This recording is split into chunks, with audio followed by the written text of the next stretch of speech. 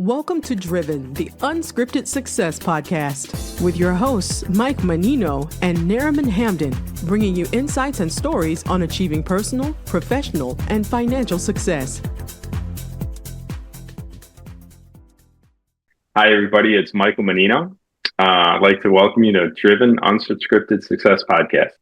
Today on the podcast, we're going to interview professionals and financially successful people who share their experience and tips with you and how they got to where they're at today. Zooming from the beautiful islands of Bonita Springs, we have Jose Sarruff. How you doing, young man? Excellent. Good Awesome. Could you do me a quick favor and tell everybody, what you do now, what you've been doing in the past, and how you got to where you're at today? All right. Well, let's see. I can summarize it with a warehouse trustee, a warehouse industry trustee. And at this point in my career, it has been characterized with being put in a role that enhances the transformation and the mergers of companies. So I had a longer term career in manufacturing, and then that just it gets all the hard skills and it sharpens a lot of knowledge to then being able to, once that wave of private equity and venture capital came into the warehousing space, especially after the maybe 2012, 2013 started coming around to where the people were looking at the segment as, well, is this recession proof? And wow, let's get behind it. And then now, pre-COVID, it got a lot more traction. And then post-COVID, it just, every new business venture was looking at the warehousing space. So I would probably self-identify as a warehouse industry trustee, and I'm currently managing a sales team. So in this role, it's in the business development side of the business, where in the past I may have taken a role of managing partner, which is more of a chief revenue officer dealing with the finance group and all the different manufacturing processes associated with it. In this case, it's what I call the fun part of the business. Go out there, develop business, manage the sales team, keep the high vibe, high energy, and that's a summary there of what I'm doing these days. Nice. So do you think the I would say the shipping, I hate to say Amazon, but the shipping industry has really changed in the last, 5-10 years. I mean, from when you probably started till now, there's warehousings everywhere. And in Michigan, a friend of mine owned 1,100,000 square foot. It was the old Kmart distribution center, and he's killing it out there doing that. That's beautiful. So if you look at the industry, when I started in the industry, and you start looking at the power source, let's look at mobile equipment. And I won't go in the rabbit hole of category trucks or anything on the commodity side of things. Just going into elevated 100,000 foot view, the power source was either diesel or propane. It was like a 70%, 30% right. Electric for the just your traditional food distribution and whatnot that didn't have all the combustion out there, internal combustion trucks moving around. So it was 70-30 though. Now that gap just completely flipped. So you can make the argument that it's flipped to about a 30-70 and rapidly increasing that number to, in Europe, the mandate is to go fully electric on any truck that operates inside the warehouse by 2030. And in the United States, we're not there unless, you're looking at some states like California. But there's a lot of sustainability efforts in the industry that is fast tracking that number, even with all the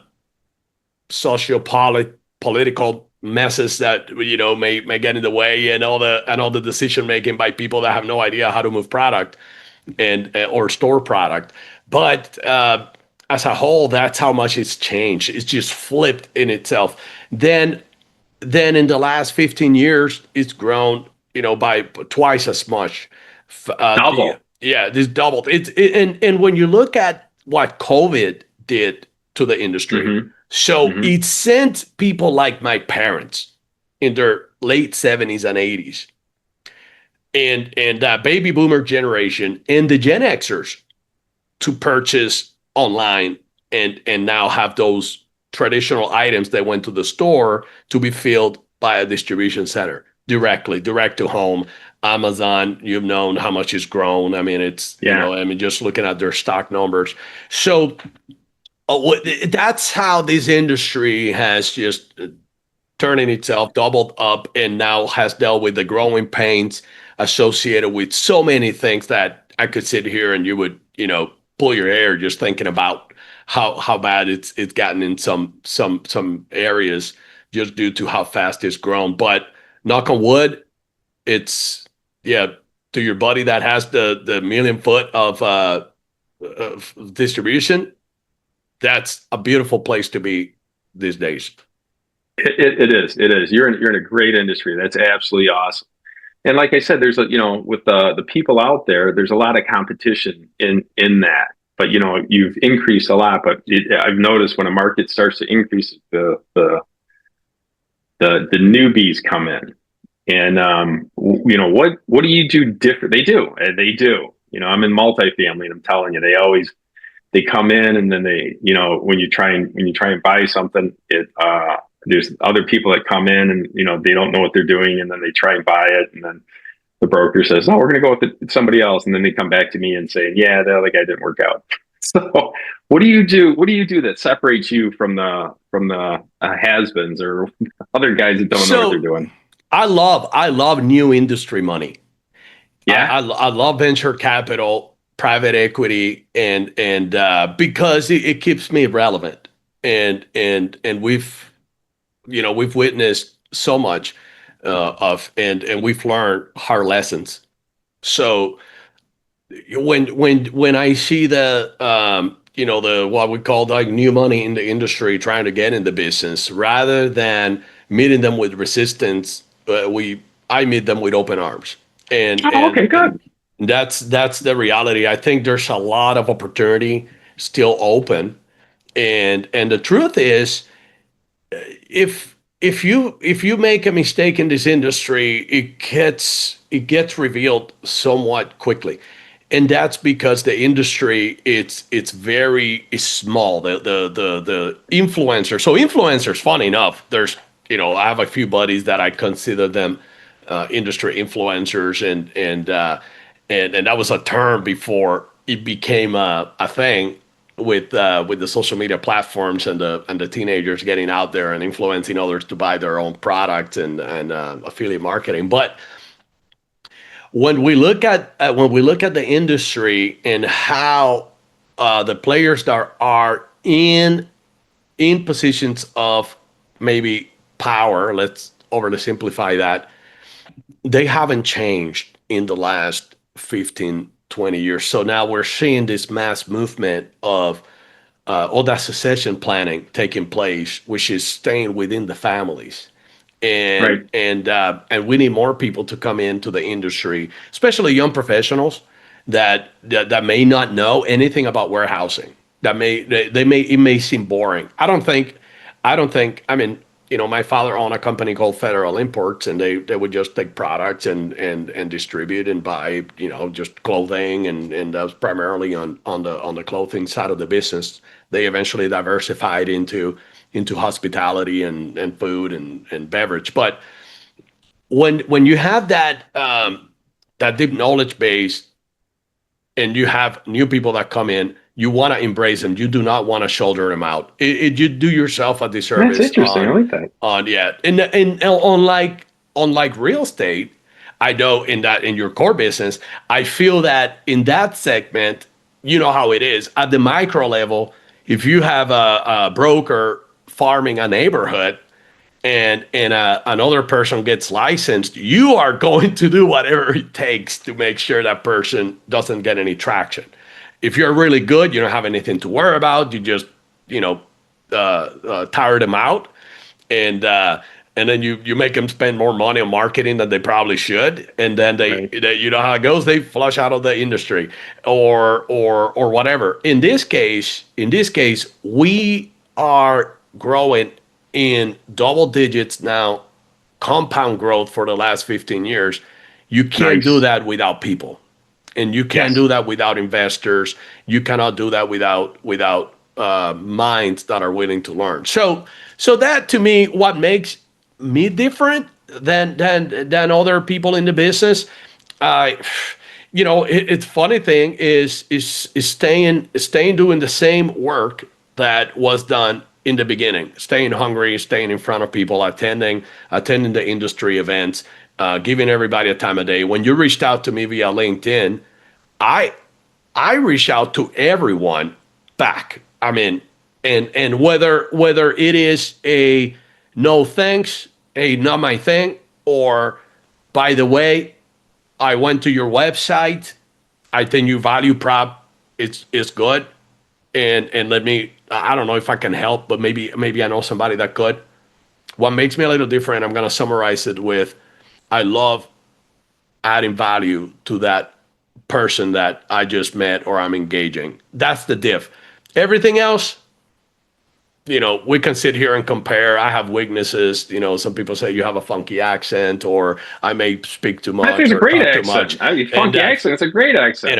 I can tell you about so many things that people may say, well, you're too chatty or whatever. But in reality, it's just trying to live that relationship or that engagement better than I found it. And if I can add value to you, that I've left my legacy. Are you like me? And I don't mind added value and not getting anything in return. So I coach people in real estate, and they go, why don't you get a program and do this? And I go and charge for it. And they go, yeah. I'm like, I don't like that. I just like helping people. You know what I mean? And I did a speech, and this is great. I did a speech, and then at the end, this couple came up to me. I thought they were married, but they were boyfriend and girlfriend. And he says, I'm thinking about quitting my job as an architect to do real estate. And I said, well, do you have a year's worth of money backed out? He goes, yeah. I go, how are you going to fund it? And he goes, I'm going to do this, this, and this. I'm like, all right. I go ahead. And he was scared, and he did it. And he just closed his first house a couple months ago. And he made more in that transaction than he did the year before in architecture. Wow. So that's beautiful. It is. I love this. And that's the kind of stuff I like doing. They're like, you should put a program together and do that. I'm like, I feel too salesman-y on that. It's just for me, it's not really the way to go. I think me and you are on the same page. Right. Yeah. I oh my goodness. I identify with it so much. So, because a lot of people say, well, gee, why can you should become a business coach. And I'm like, and what? And charge people a couple $1,000, $3,000, and is that it? Well, yeah, I mean, you can do that. And then I'm like, well, let's back it out. If I want to really, truly give people the time of that they need, because you know how business is, it's complex. You got to be on call. So how many clients can I take? And that's fine. Right. I mean, I'm not shutting a door to that. But then in reality, it's if you can bring value without having to put a dollar associated to that effort, I think it comes back to you. And I have proven cases in my own community, in business, where you did something, you spoke with someone 10 years down the road. Jose, remember the conversation we had? And you said that maybe I should get into this segment. And hey, let me tell you where I am today. By the way, I have these two beautiful children that we just raised. My wife over there, whatever. Look at that. And I always talk about you when I tell people, how are you here today? A decade gone by, never heard from that person, right? That's the legacy, not the nice luxury vehicle on the driveway, the beautiful home. None of that. Yep. At the end of the day, that all goes with the dinosaurs, and we can find ourselves, making the argument that this is the best path. I'm just grateful that a lot of people don't think like you and I, maybe, because then I guess we lose our niche. We lose our edge. We have an edge. We lose our edge. we lose You're it. Then right. it's like, oh man, everybody's adding value to each other. That's called heaven to me. Well, the law you're talking about, there's a law of gravity and there's a law called reciprocity. You get what you give. And I've experienced that 100 times too. I give freely and I get to receive freely. It's really kind of cool. The things, it is a law. I can't That's quantify right. or identify it, but as much as you put out good, is as much you come in good. As much bad as you put out, as much bad you get back in. And that's just a law, and I can't really explain it other than the law of reciprocity. That's it. Our brains, they're a big magnet, and whatever, and it's true and it's proven, just like the law of gravity. Normal, and we were vulnerable. I mean, I have my vulnerable states where I'm just sitting there, and then I could feel inadequate in some meetings or whatever. Nobody would know because I'm not gonna sweat it.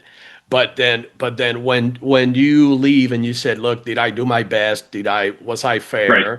And did I give more than they had? It doesn't matter what kind of feedback I get. We'll see where that goes." I mean, I know a lot of the people that I know in real estate. We're surrounded. We have an abundant in Bonita Springs. We have an abundance of real estate agents. They live among me, and I love that business. I mean, on the investment side, you and I can probably talk for days on this thing. We're going to. Yeah, and it's like on the multifamily and things like it's just a great I mean, there's so much abundance on that around, and I find the people that are the most successful are the ones that they are available for the peers in the industry, people that want to add value. Some of these brokers that get this giant mass amount of agents under them, typically they're giving them so much of their time, and the reality is the numbers now, they still are the ones that close the big amount, but they have so much buzz out there going on because of the brand identity and how many open houses or whatever. It's like a little cult, and they do really well in our industry now in warehousing. Bringing it back to warehousing. We have some industry associations that do very well if you put in the time, and I know we have the Material Handling and Equipment Distributors Association. The conference is going to be actually next weekend in Tampa, the JW. They do close by. Yeah, absolutely, and I'll be there. They do an excellent job, putting together a group of distributors, your manufacturers, and everybody in between, and a lot of people, influencers in the industry, in the material handling industry. There's a few trade shows a year. Everybody gets together, and it's like how to collectively solve problems. Yes. That's a huge thing for our industry. We have sustainability is a word that the industry is rapidly trying to catch up to. We purchase things that perhaps could be improved tremendously, and we are constantly on that. Automation has come in and trying to stick. Now, we're still we can make the argument about 10, 15 years behind from fully adoption. It's just too pricey. We need to bring more tech into the business, developers and things like that. I hate to interrupt, but what do you think about robotics in your industry? Well, I have witnessed. We were just at a trade show about a month ago where they already there are a few companies out there, and I won't say the name. I know there's some, unless they pay you for it. Yeah. Well, but they some of them, they have joint ventures. They don't even want to be. They don't want you to tell the world that they are working with this other company and whatnot, into rapidly advancing their human robotics for efforts like picking boxes and stuff in picking material, stuff in a box, putting a label on and shipping it out. I mean, that's how advanced the industry is getting, to the point that now you just replace the human. Yes. In terms of trucks, industrial trucks, lift trucks, and riders, anything of that nature that works at the peak level. Now technology is huge. I was managing a Dutch company called Ravis.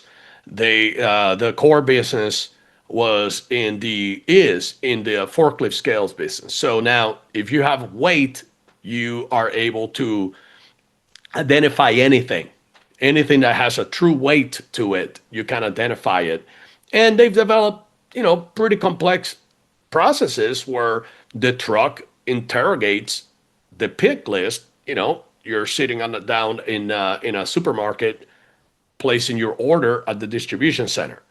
That automatically goes from the human, who hopefully pressed a button based on their inventory levels, to create the need to pull inventory from the distribution center. The lift truck, there's an operator that is evaluating that, okay, order has come in. The lift truck needs still that human element. So the human gets on top, but he knows which location inside the warehouse to go to in order to go and pick maybe 3 boxes of, corn or anything. Now the human goes, picks up the box, puts it down on a pallet. The truck itself knows, hey, that's whatever, 5-6 pounds per box. You have the right amount of product there. Oh, so they weigh it as they pick it up to know that's the right product. Correct. The whole time, there's that's brilliant. It is beautiful, and the whole time you have an indicator speaking to the mothership and understanding that is a product that needs to be picked. The operator, you have less errors. And it's funny, I'm like doing an infomercial now on them, but but essentially that's the true value of automation. It's being able to do that. The stuff that humans can't do. Correct. The big box. We don't know that it's supposed to be 12 pounds picking up. We don't know that. We even if we do, but you grab 2 boxes rather than 3 because you're human and you got a long day, and then you're thinking about your kid maybe sick at home with a fever. Like now you're removing that human error out of the whole process. So automation is a big deal. We know now that Amazon and all the big the big ones, they have auto picking where you place the order and the order goes straight into a rack. Product comes out, gets on the conveyor, and goes straight into the shipping department for ship. I've seen some videos of like Amazon or high-end warehousers, and it's all robotics, and it's the robots going, they don't hit each other, they one goes after the other. I mean, it was just boom boom boom, and it's just this process of robotics going at the highest speed they can, and being very careful, and like you said, doing things humans can't do.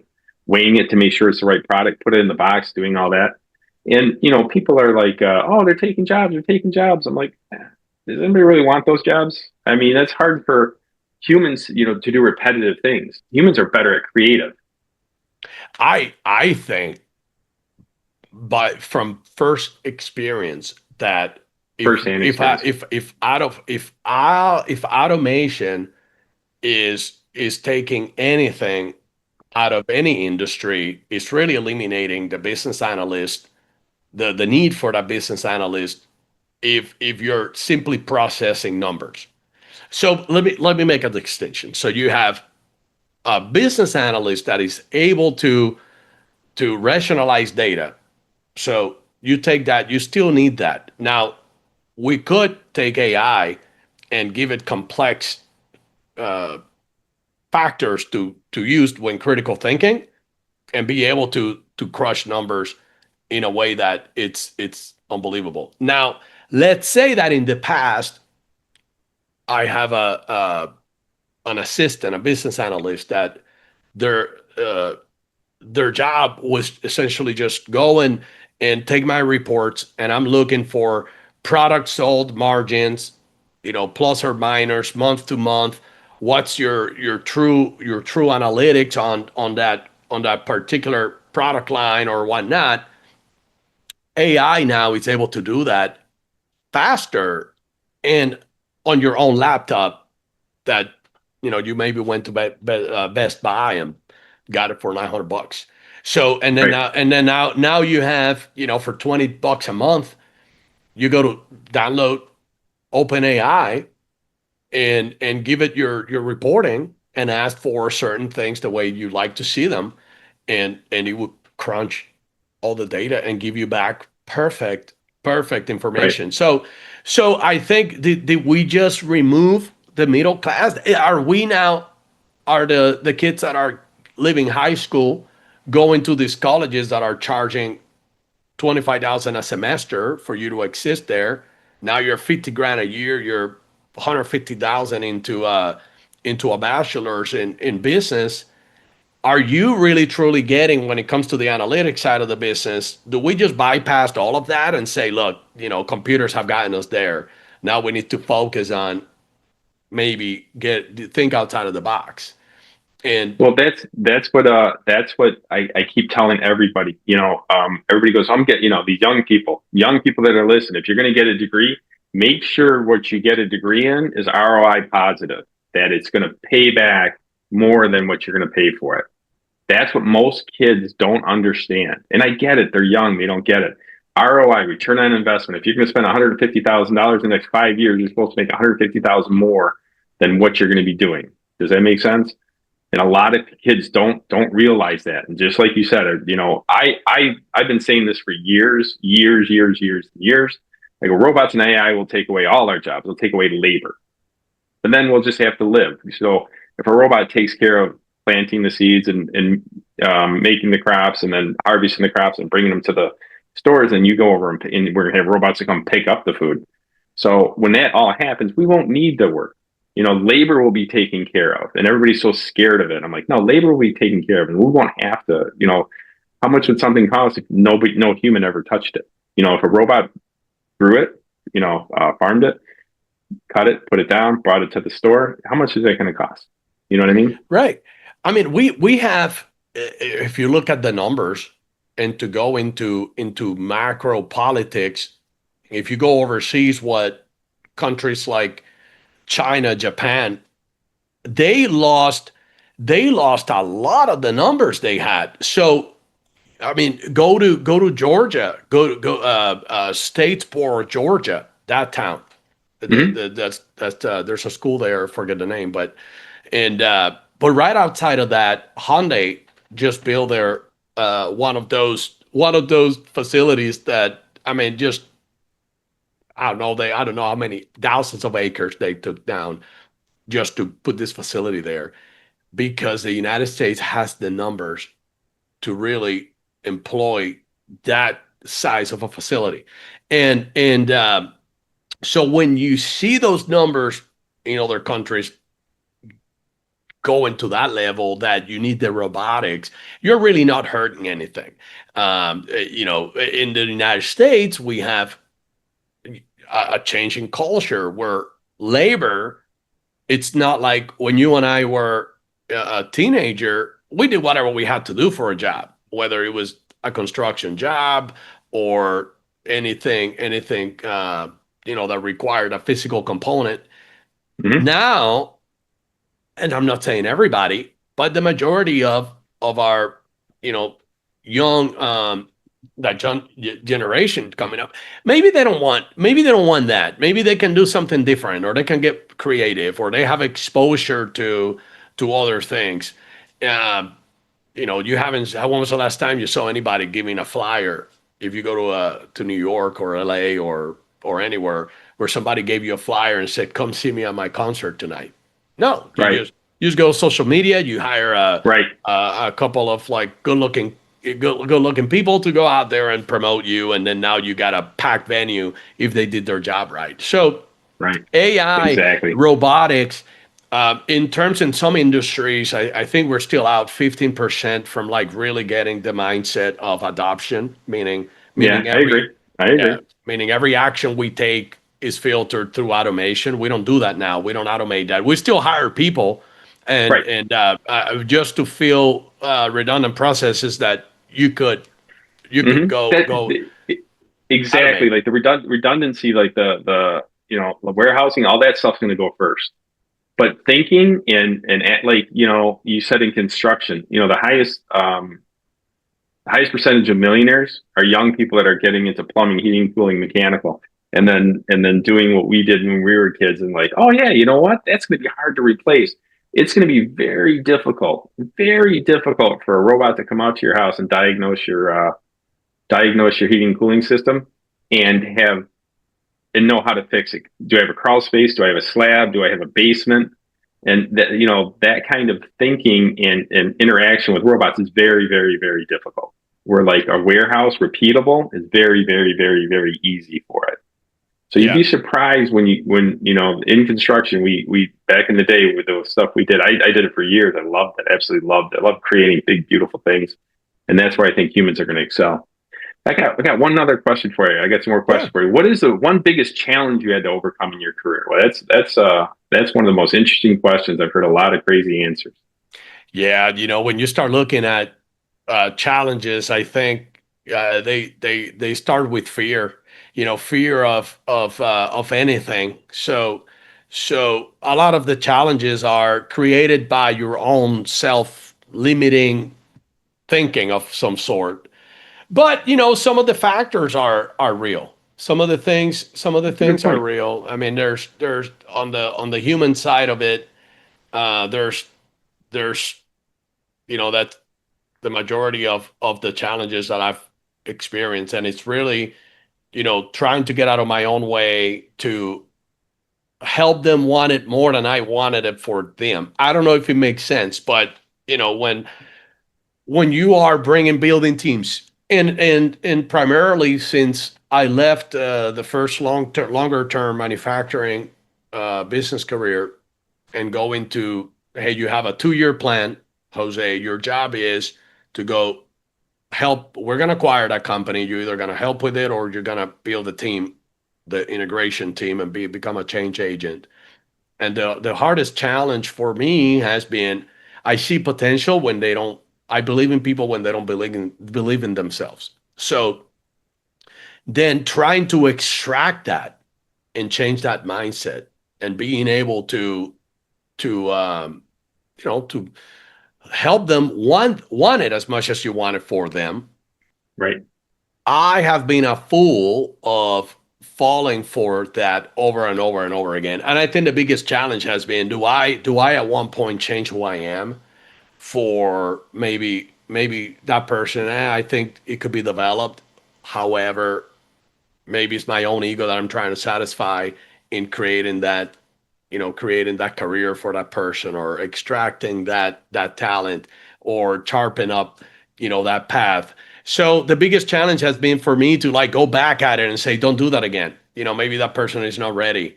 And it has been always on the human side of things. On the business side, I can tell you a fun story about acquiring a golf course, and that one is, when you start looking at acquiring anything that has no background, none, the person or the group that owned it had no financial discipline, and you have to go blind. So those challenges, I mean, they're no better than you taking a quarter and doing a coin toss.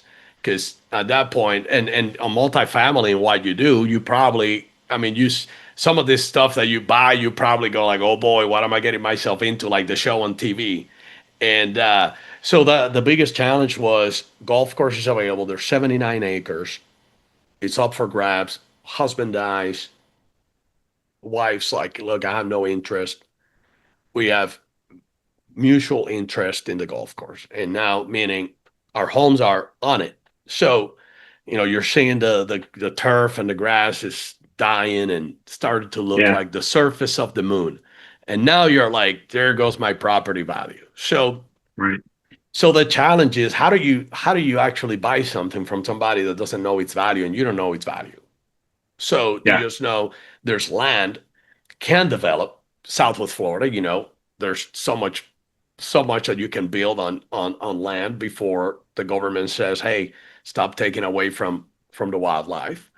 Right. And being able to take that blind investment into the project. So I think the biggest challenge was like trying to deal with the person trying to leave a legacy and still getting a good deal.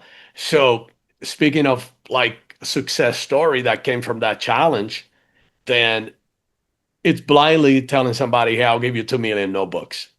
You don't have to show me your books. We'll go blind. We go like the housing industry, the lending industry in 2006. No income, no verification, No problem. no problem.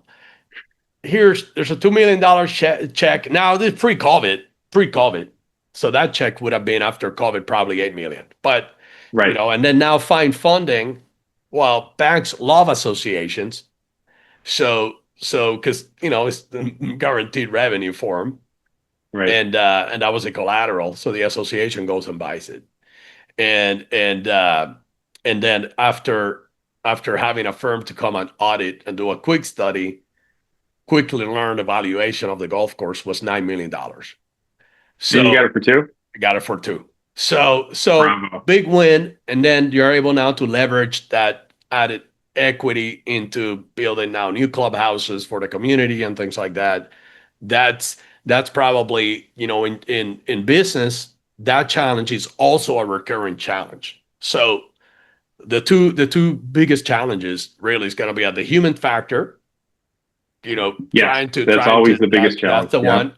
And then B, it's in every single role that I've had in the last 6 years of merger, acquisition, transformation, and also at the private level, because that's what I do as well in the community, to help with the knowledge that they don't have about how to get creative with these deals. That was a big challenge, was making that acquisition without I'll tell you the doomsday scenario on that mistake, right? We overvaluated the golf course, and then now we are not able to turn it around. In the community, every owner has to come up with $40,000-$50,000. You don't want to give those news to a retiree on a fixed income. No, absolutely not. So anyways, that's what came to mind when you asked that. I mean, it's always the fear of getting it wrong. That's really the you don't have to get it all perfectly. Just don't get it wrong, Jose, I tell myself. What I teach on fear, and it all boils down to what conquers fear. I go, is knowledge. These old bulls that walk around, they've been through the pig shit. No better way to say it, been through the pig shit, and they've experienced it. And they know how it's going to end up. They typically know how it's going to end up. So what conquers fear is really knowledge. In my eyes, you agree with that or disagree? Oh, absolutely. Because the fear comes from the unknown, and like in our own lives, what do I fear? Well, health. Because you don't know. You don't know what's coming up. You do what you can do is best. I live like I'm gonna be 90. Right. But you don't know. And believe you're gonna be 90. That's right. That's where faith really, has to kick in every time, because I can only control just so much, and the rest you just gotta put your hands up in the air. And I put my hands up in the air all the time, and I win every time I do. That isn't that funny? That's how it works for me too. Every time I try to actually put my hands on and get the steering wheel too much, then I mean it's you get to go off the road a lot more. That's right. You get to go off I steer myself into the ditches more than you will. Listen, things sounds like they're going really well for you in your business. You got some really crazy, cool stories. Looking forward to the future. Wondering, how do you, so what we try and do is show people how to make money, and then how do you create passive income later on? How do you set yourself up for retirement? What's your secrets?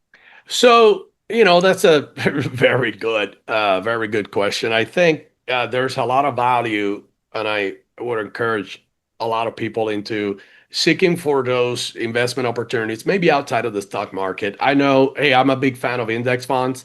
You read the all those books that Warren Buffett enjoyed, and you can absolutely get there, and that's easy. Even now, when you look at people saying the market just exploded, and now we're like crashed 20%.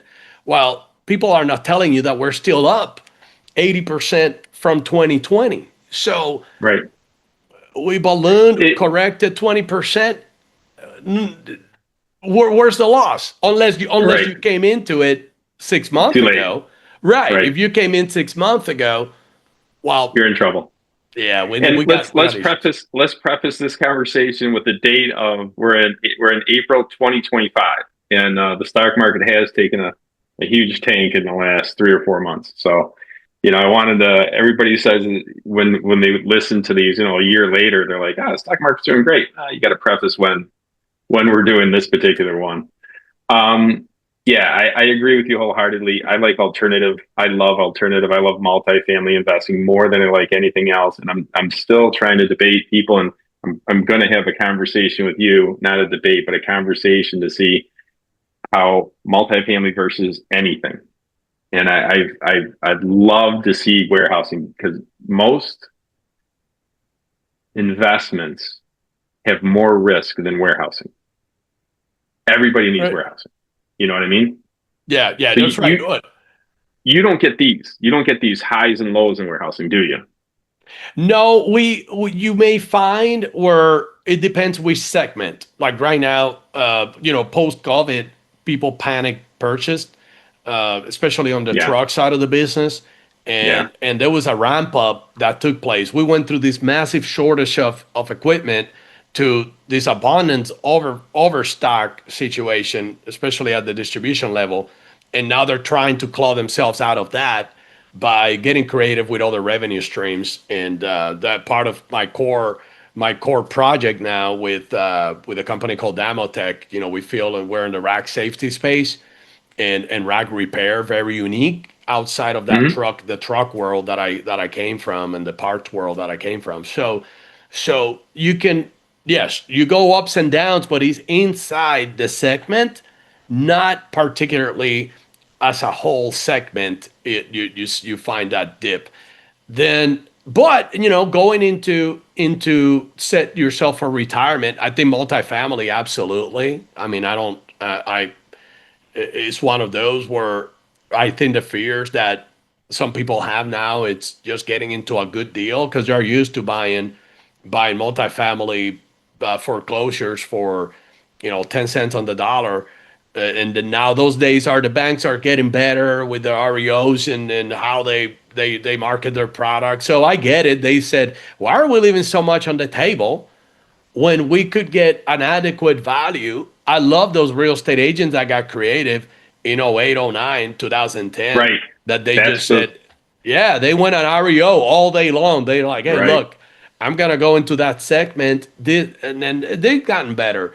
But I think when I have the discussions with people that I know well that are looking at, they're either in companies that are about to sell or companies that, they may see an exit, they're about to go public. Right. And I ask them, what are you going to do? What are you going to do with your, with those funds? And they all tell me one thing. It's multifamily. I hear that all the time, and they're all over the place. Yes. This is in Cali. This is Washington State, New York, states that people may say, "Oh, property values in Illinois are terrible." Guess what? They are willing to go. People need to live. People need to find shelter, and multifamily really is very attractive. The most attractive part about multifamily, which I compare, this is why I'm so excited to compare against other industries, is the cost segregation. Is you get a huge tax break by investing in multifamily. So the people that are, like you said, are retiring or selling their assets, and they have a huge purse to put into something. You put it in multifamily, and then you get a huge tax saving year one. Like right now, we're at 40%. So the tax benefit alone, and plus you can sell an asset into a multifamily and do a 1031 exchange and not pay taxes on that. Exactly. So yeah, multifamily is I feel it's the best. I'm trying to find somebody that can challenge me on something close to that. It's the tax savings that really helps out the most with the multifamily. Hey, listen, thanks a lot for everything. We're wrapping up right now. It's a great interview. your passion of what you do is absolutely awesome, and you are in a great industry, which I've seen a lot of people not so much great industries, but you're doing it. You're killing it. What are the plans for the next 6 to 12 months, and what are you working on now? I'm really staying focused, and I have a very new team that I'm managing at the time. So I'm putting all my efforts in really getting to know them well. Training. Yep, training, coaching, Yep. getting them to take the right behaviors, have the right behaviors, the right activity. That's really the focus on the personal investments and things of that nature.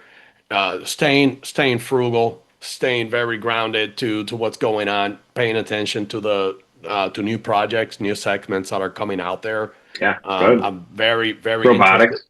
Robotics, power, the motive power. That industry. That industry is just, I mean, booming with trucks going from combustion to electric. So that's a huge growing I've industry. seen it. Tesla started. I didn't think this was possible, but Tesla started doing the over the road haulers, and now there's other like Volvo and Interstate starting to pull out electric vehicles. I was like, I didn't think they'd want to follow Tesla, but they're doing it, and it's awesome. But all I know is the parts, like on a car, like there's 1,000 moving parts in a combustion engine, and there's like 100 moving parts on an electric car. So you see all that possibility of breakage. I actually I find it opposite, because you have less liquids in there. Now your transmission is out the whole equation, right? You got so many things that are, your drives are self-sufficient. We just bought a car, and it's not electric, it's a hybrid, but the maintenance requirement is once every 2 years. I mean, it's unheard of, and it's just, the e-drives and things like that. You have those parts that are really working smarter. Now, like everything, you have you gotta have some good battery management systems for your electric trucks. Yes, and especially on your trucks inside the warehouse too, right? Yeah, you have to have good battery. Yes. And is the fuel a lot better in the industry, in the warehousing industry? So fuel versus, propane or I'm sure you can't use a lot of diesel because you're inside. But the fuel differential between electric and fuel, is there a big savings on that too? Huge savings. When you look at even the power consumption, a big thing that the industry, the people that I know that are well in those roles, are power studies. They love doing power studies, so they can get to the warehouse and say, look, this is how much you're spending on fuel. It's fairly fast, right? You know how much you spend on propane or diesel, and then they'll do a power study depending on, and then inside of that same segment, now you have your option. Is it going to be lead acid? Is it going to be lithium power? Now, I didn't even think of that. Yeah, there's you got your two choices on the battery systems.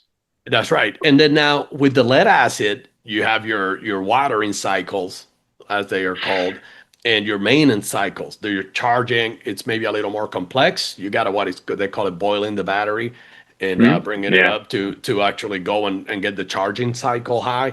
And on the lithium power, now you can just plug and play. Now you have a lot of myth associated with lithium and thermal runaways and the catastrophic stories. That does your car catch on fire? Does your machine catch on fire? Which everybody that's the biggest question you get. That's right. And in this case, there's a lot of myth out there. But so anyways, those segments that there's a lot there.